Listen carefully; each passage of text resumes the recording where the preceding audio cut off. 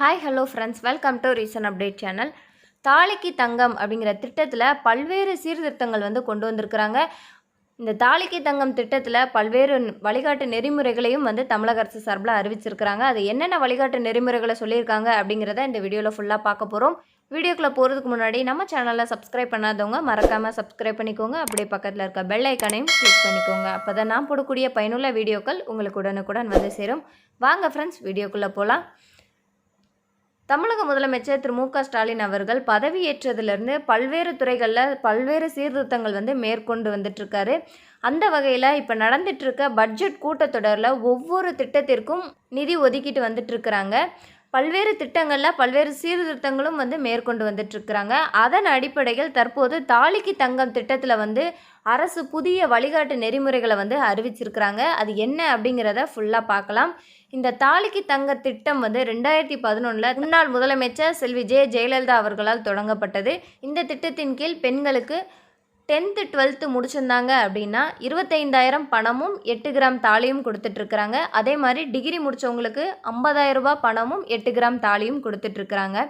தற்போது இந்த தாலிக்கு தங்கம் திட்டத்தில் அரசு ஒரு புதிய வழிகாட்டு நெறிமுறையை அறிவிச்சிருக்கிறாங்க. ஏற்கனவே அறிவித்த ரூல்ஸ் தான், பட் அதை ஸ்ட்ரிக்டாக ஃபாலோ பண்ணணும் அப்படிங்கிற மாதிரி சொல்லியிருக்கிறாங்க. ஏற்கனவே இந்த தாலிக்கு தங்கம் திட்டத்தில் விண்ணப்பித்தவங்களுக்கு இன்னும் சில பேருக்கு இந்த அமௌண்ட் போய் சேராமல் இருக்குது. இந்த விண்ணப்பங்கள் மீது விரைவில் நடவடிக்கை எடுக்கப்படும் அப்படிங்கிற மாதிரி இந்த கூட்டத்தொடரில் சொல்லியிருக்காங்க. இப்போ இந்த வழிகாட்டு நெறிமுறைகள் என்னன்னு பார்த்தோம் அப்படின்னா, இந்த திட்டத்தில் முழுக்க ஏழைகள் பயனடையணும் அப்படிங்கிற நோக்கத்தில் இந்த வழிகாட்டு நெறிமுறைகளை சொல்லியிருக்காங்க. இந்த தாலிக்கு தங்கம் திட்டத்தில் விண்ணப்பிக்கிறவங்க வீட்டில் யாருமே கவர்மெண்ட் ஜாப்பில் இருக்கக்கூடாது அப்படிங்கிற மாதிரி சொல்லியிருக்காங்க. அதுவும் போக ஏற்கனவே தமிழக அரசு சார்பில் வழங்கக்கூடிய வேறு ஏதாவது திருமண உதவித்தொகை திட்டத்தில் பயன்பெற்றிருக்கக்கூடாது அப்படிங்கிற மாதிரி சொல்லியிருக்காங்க. அப்படி பயன்பெற்றிருந்தாங்க அப்படின்னா அவங்களோட விண்ணப்பங்கள் தள்ளுபடி செய்யப்படும் அப்படிங்கிற மாதிரி சொல்லியிருக்காங்க. மேலும் மணமக்களுக்கு வயது செக் பண்ணணும் அப்படின்னு சொல்லியிருக்காங்க. அதாவது ஆண்களுக்கு 21 வயது, பெண்ணுக்கு 18 வயது பூர்த்தி அடைந்திருக்கிறத உறுதி செய்யணும் அப்படிங்கிற மாதிரி சொல்லியிருக்காங்க. மேலும் விண்ணப்பிக்கும் நபர்கள் வீட்டில் கார் இருக்கக்கூடாது அப்படின்னு சொல்லியிருக்காங்க. மாடி வீடு இருக்கக்கூடாது அப்படின்னு சொல்லியிருக்காங்க. அப்படி இருந்தால் அவங்களோட விண்ணப்பமும் தள்ளுபடி செய்யப்படும் அப்படிங்கிற மாதிரி சொல்லியிருக்காங்க. மேலும் விண்ணப்பதாரரின் குடும்ப ஆண்டு வருமானம் 72,000 இருக்க வேண்டும் அப்படின்னு சொல்லியிருக்காங்க. ஸோ இதற்கான சான்றிதழ் சப்மிட் பண்ணணும் சொல்லியிருக்காங்க. இதெல்லாம் ஆல்ரெடி இருக்கக்கூடிய ரூல்ஸ் தான். இதை ஸ்ட்ரிக்டாக ஃபாலோ பண்ணணும் அப்படிங்கிற மாதிரி சொல்லியிருக்காங்க.